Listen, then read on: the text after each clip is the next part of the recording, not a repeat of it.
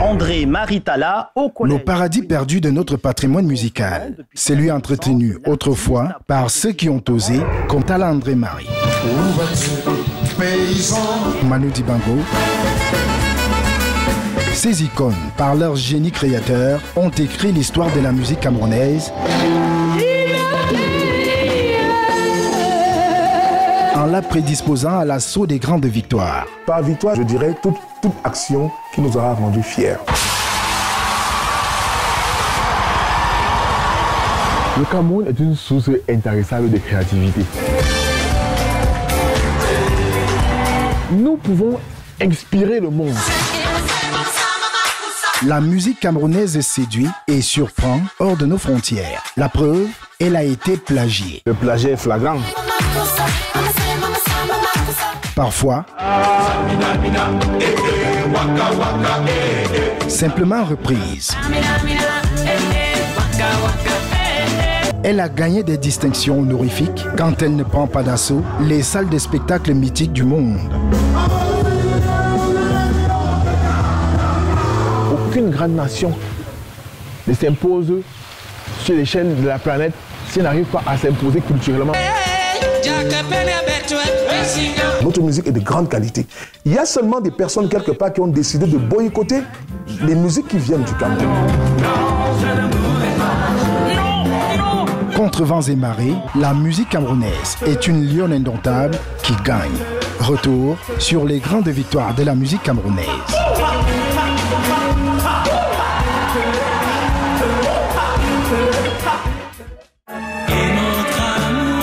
Passer l'évocation, on devient nostalgique. Et un jour, je pourrais te revoir. C'est mon désir.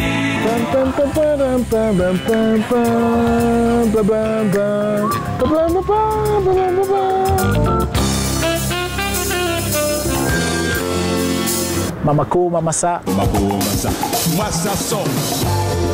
Les plus de 30 ans vous disent, c'était la belle époque. À chacun son V, V comme vedette, V comme victoire. Les retombées d'une grande victoire de la musique camerounaise, c'est à Mendong 2, dans l'arrondissement d'Anfou, situé à la périphérie sud-est de la capitale Yaoundé, qu'on va les toucher du doigt. Ce samedi-là, c'est jour de fête chez les Zébéla et les préparatifs vont bon train.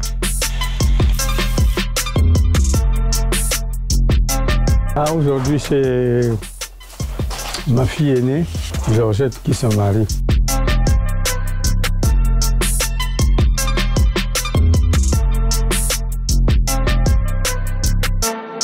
Après 30 ans d'une carrière militaire réussie et la jouissance des retombées d'une grande victoire issue du droit d'auteur, l'on ne peut être que fier de soi-même. Disque de platine en 2010 que nous avons eu avec Shakira. C'est Shakira et l'équipe qui avait soutenu l'album. Là, on remarque que vous êtes plutôt bien installé. Vous avez l'agent de Sony, de Shakira. Mais c'est vrai, on peut avoir l'agent Shakira qui allait s'installer dans un bar. Mais moi, j'ai pensé qu'il y a un lendemain, vous allez voir là-bas derrière, il y a des maisons beaucoup plus élevées. C'était juste après l'épisode Shakira? Oui, bien sûr. Ça, c'est le chemin aussi là. Hein. Toutes ces maisons derrière là. Le désormais patriarche Vogonkwe peut alors s'estimer heureux de vivre une retraite paisible. Je suis paisible, sauf que je commence à avoir les coups de maladie.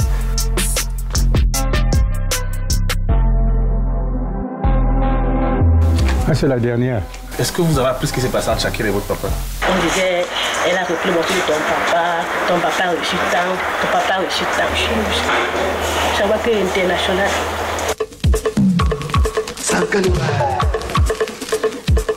Juin 2010, l'Afrique accueille pour la première fois une phase finale de Coupe du Monde de football et c'est en terre sud-africaine, chez Nelson Madiba Mandela, que la fête a lieu. Comme dans les éditions précédentes, la compétition se dote d'un hymne officiel.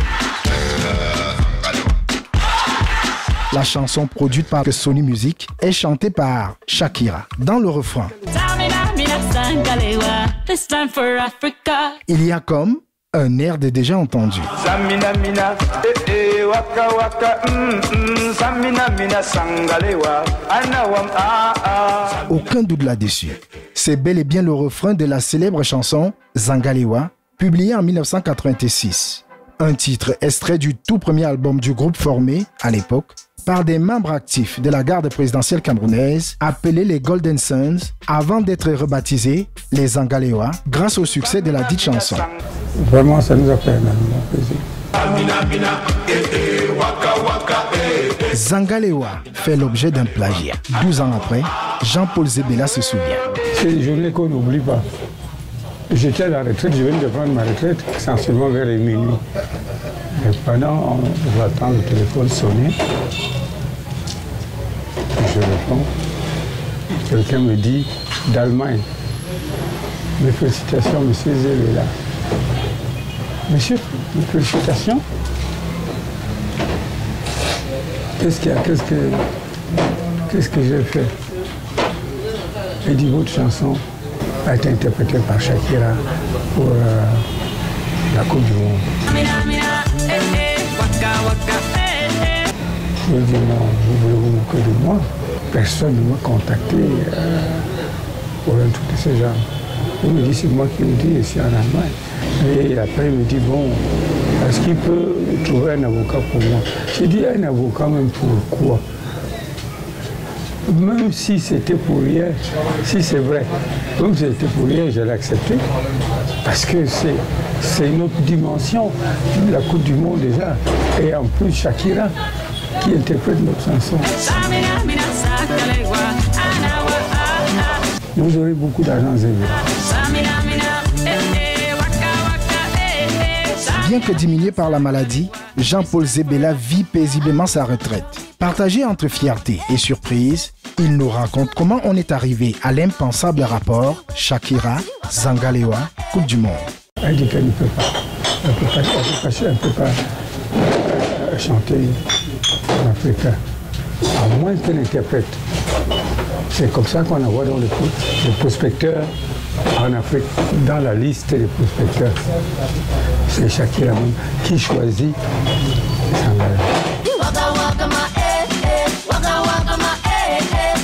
Ils avaient besoin de faire une chanson pour la Coupe du Monde en Afrique et il fallait un timbre africain. C'est pour ça que nous nous sommes retrouvés là. C'est une joie pour le Cameroun. Le paiement s'est-il fait tout de suite?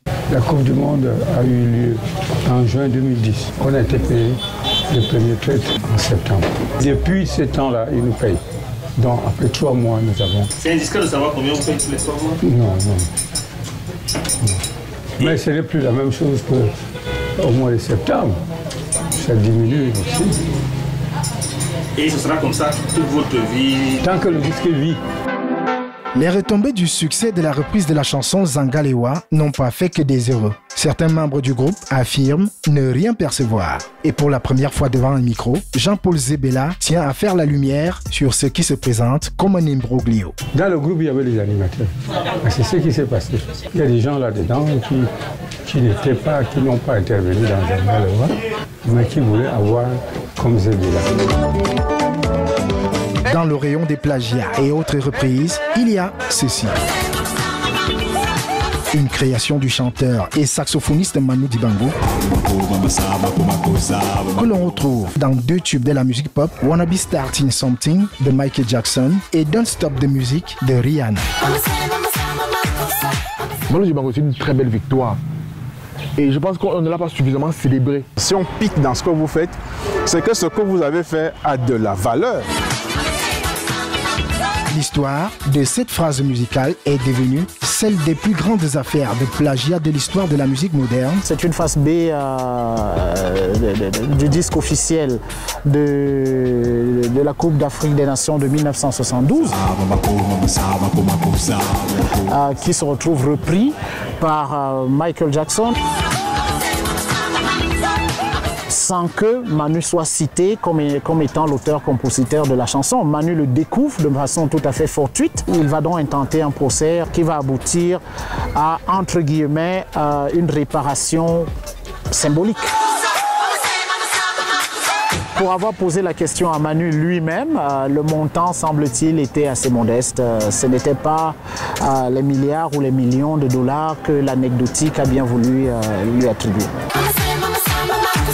Rihanna et sa maison de production posaient ne pas être au courant du procès Manu-Michael Jackson et pensaient avoir simplement repris une chanson de Michael Jackson. C'est assez gros comme explication, mais de toute manière, l'erreur a été corrigée et Manu a été cité par la suite comme étant l'auteur. Entre autres harmonies camerounaises mises au goût du monde, c'est celle créée par Talla André Marie. En 1973, son titre Hot Cocky est plagié par le godfather de la soul music en personne, James Brown, sur son titre Hustle, extrait de l'album édité par Polydor en 1975. James, dans la chanson, il lui dit exactement, il dit le coquille chaud, comme dans la chanson de Talla. Ça a donné ce que ça a donné, je ne sais pas comment Talla André s'est battu, mais une fois de plus, ça prouve que vous avez dans ce pays du bon, et pas seulement du bon, vous avez du très bon. Parce que James Brown n'est pas n'importe qui. C'était les rares à provoquer les embouteillages aux États-Unis quand on apprenait qu'ils sont en train de passer quelque part. Tout serait parti de ce qui s'appelait à l'époque le cinéma Le Vouri à Douala, où James Brown se produisait et où le jeune André-Marie Talla, de passage, lui aurait glissé la maquette d'une de ses chansons de façon tout à fait naïve. C'est une pratique très courante dans les milieux artistiques et il espérait que James Brown l'écoute et il avait certainement la naïve jouissance du jeune artiste qui sera écouté par un grand qui pourra lui donner son avis plus tard. Sauf que, rentré aux États-Unis, James Brown va piquer quelques extraits de Hot Cocky. Hot Cocky, c'est le travail de Manu, c'est les arrangements de Manu. Avec les Vicky et dis-moi là-bas, c'est des hyper grands musiciens. Ce n'est pas le fait du hasard si on va plagier ce qu'ils font. Ces droits ont été établis, mais à ma connaissance, il n'y a pas eu de procès. Donc il faut que Christian Colombe reste calme parce que nous aussi on a André-Marie Talla qui est arrivé là-bas, on a Manu Dibango qui est arrivé à conquérir l'Amérique. De grandes victoires qui en appellent d'autres comme être à l'affiche des mythiques salles de spectacle du monde. 14 septembre 2014, Paris, dans le 9e arrondissement. Sur le fronton de l'Olympia Bruno Cocatrix s'affiche fièrement X Malea. Ce soir-là, à guichet fermé, se produit un jeune groupe camerounais. 8 ans après, Roger Samnik se souvient encore. Lorsqu'on préparait le truc, personne n'y croyait. Je vous jure que personne n'y croyait. Ah non, vous ne pouvez pas. Machin. Même des artistes qui ont fait ça après. Non, vous ne pouvez pas. Comment vous allez faire? Nous, on est ici depuis. On ne tente même pas ça. Vous avez le gros cœur. Mais après ça, tout le monde s'est dit, ah, donc c'est possible. Et ça, c'est la plus grosse victoire. C'est-à-dire que décomplexer, savoir qu'on peut quitter de Yaoundé et aller remplir en Olympia. Mais nous venons des Kounou, dans la poussière ici, là. Parti faire cette Olympia, là, c'était magique, c'est magique. Alors, nous sommes allés en salle à 9h, c'était à 9h le matin, dans les loges. Parce que, vous savez, les Watts ne veulent pas les incidents, les retards, là. Ils préfèrent t'avoir là à côté que tu restes là, tout ce que tu veux. Petite anecdote, j'avais commandé les prunes avec pas le bâton de manioc, avec le manioc. Et ils sont allés à Château-Rouge, ils ont fait les prunes. Comme je sais, je vous promets, ils m'ont posé là, tout ce que tu veux, tu es là. Donc nous sommes arrivés à 9h et à 17h, lorsque le producteur du concert arrive et nous dit que la salle est déjà pleine. Franchement, c'était une victoire. Scène de presse, c'est Rachel Malongo qui était envoyée spéciale. Et à scène de presse, on lui demande, alors, est-ce que les Maliens ont rempli cette Olympia?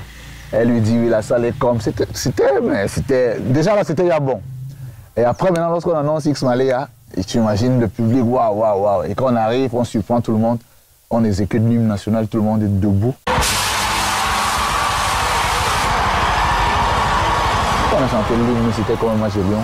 On pouvait descendre de scène, on pouvait partir, tout le monde allait être satisfait. C'était une grosse victoire. On a honoré le Cameroun. Il fallait mûrir l'idée depuis 2012. Et vous avez vu que c'est finalement en 2014 que ça s'est réalisé. Torpedo Bertrand c'est un ami. Et lorsqu'on a eu l'idée de faire le concert, on l'a contacté parce que lui il avait une licence et lui il l'avait déjà fait. Pour qu'on essaye d'organiser ça. Et pendant ces 2 ans, c'était des répétitions, c'était des voyages. C'est-à-dire qu'ils venaient avec les producteurs, les ingénieurs, ils venaient au Cameroun, ils regardaient les répétitions, on développait les idées. Et lorsque le concert approchait, on a vu la liste des invités, il y avait Samuel comme invité. Et ensemble, on a réfléchi sur un scénario où on ira à Milan filmer Samuel, qui nous on sera au Cameroun, nous appellerait.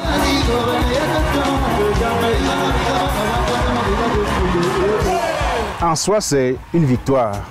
En soi, c'est une bonne chose parce que vous savez, l'Olympia, pour les musiciens d'Afrique noire, et notamment d'Afrique centrale, c'est un peu comme une espèce de consécration. C'était un groupe que je connais, que j'ai vu grandir, et les voir atteindre ce sommet-là, c'était un grand moment pour moi.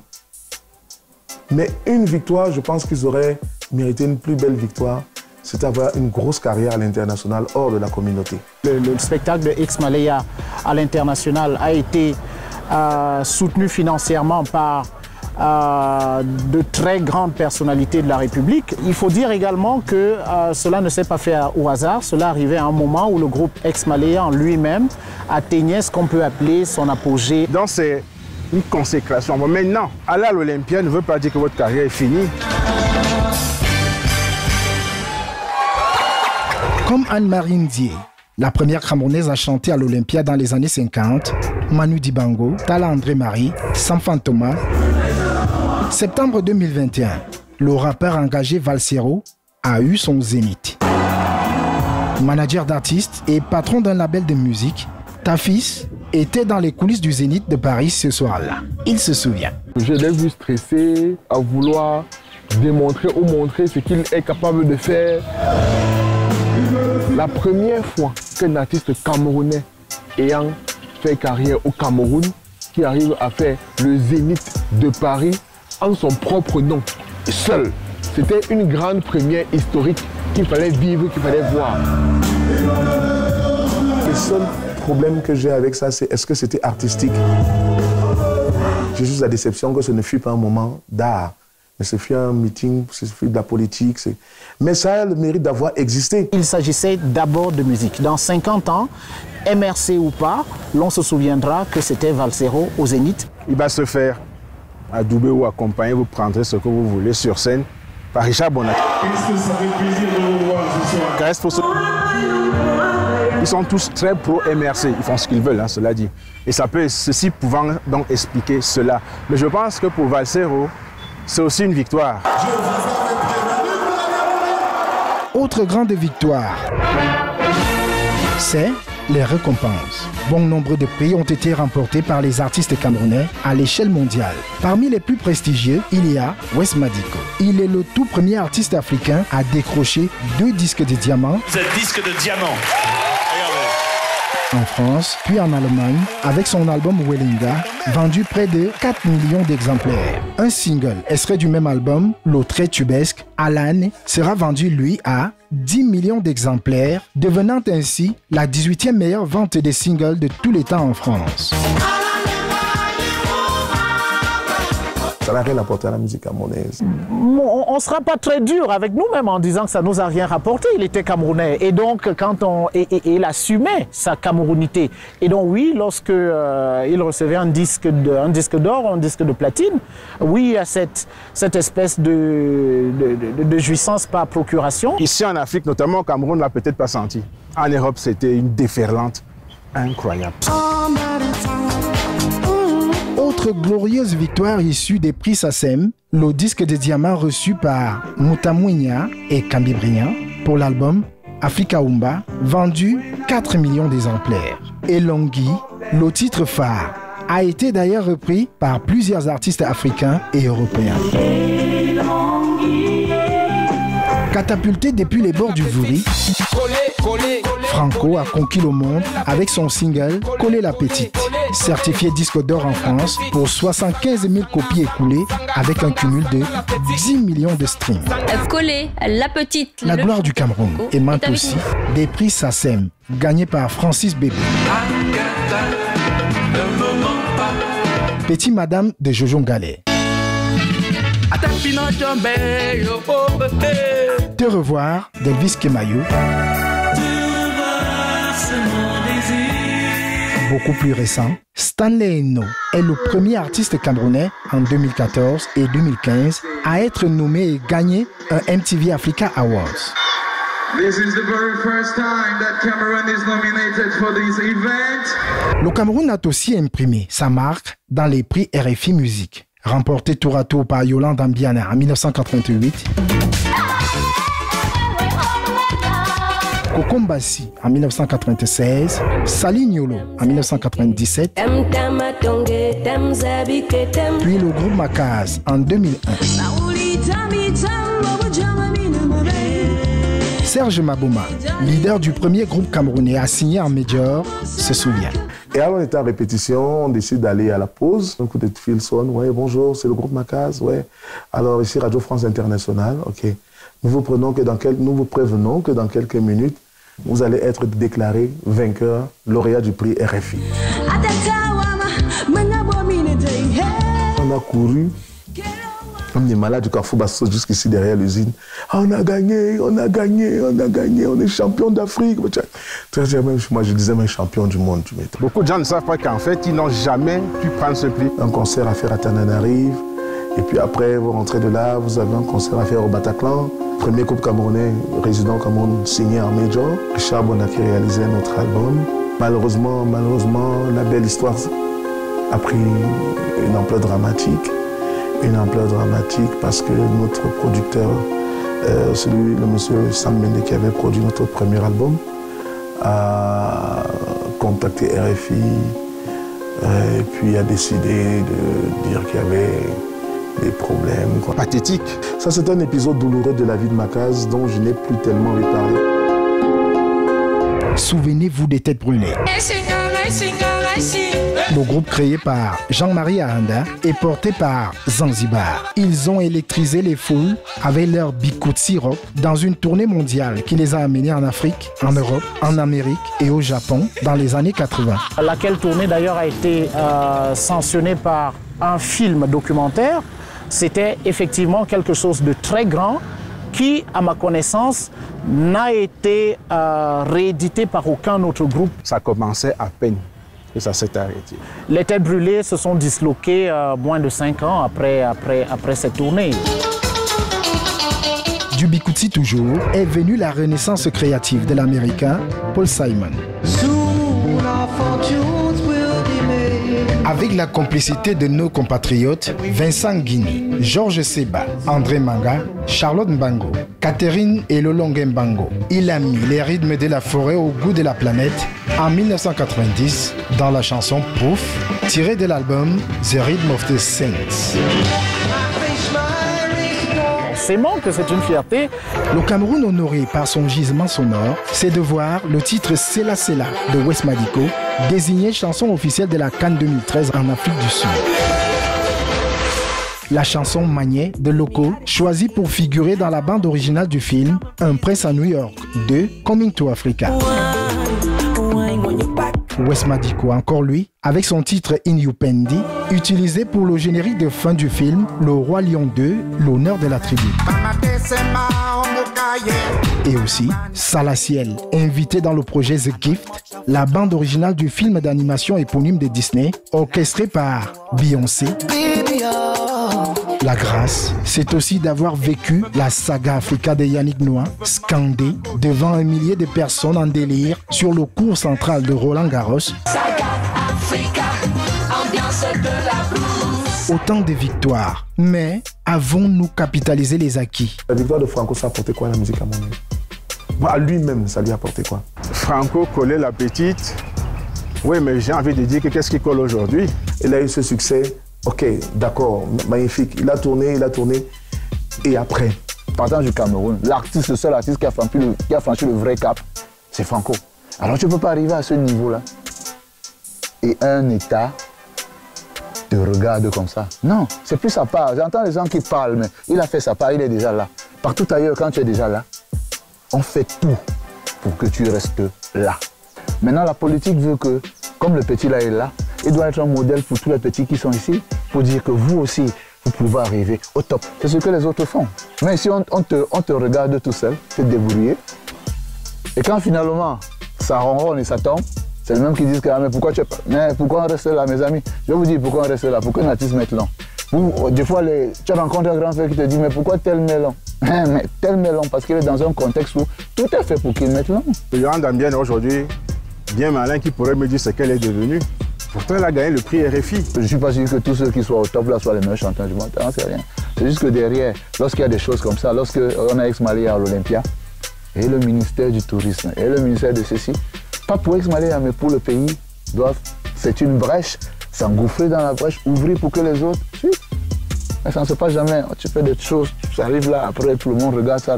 C'est comme une volonté de voir les choses tomber. C'est un peu ma déception. Le Cameroun peine à reconnaître le mérite de ses fils.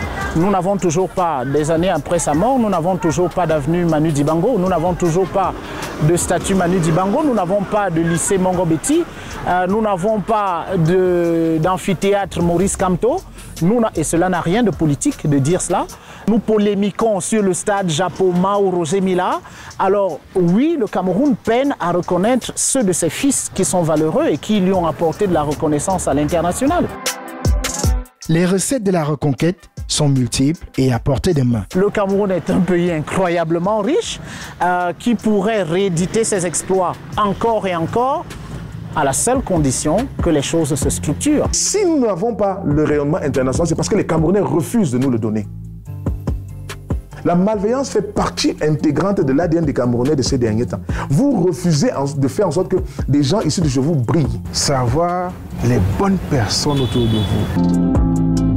L'âge d'or de la musique camerounaise à l'international vaut son pesant d'or. À la jeune génération de conquérir d'autres grandes victoires afin que brille partout dans le monde le vert ou jaune.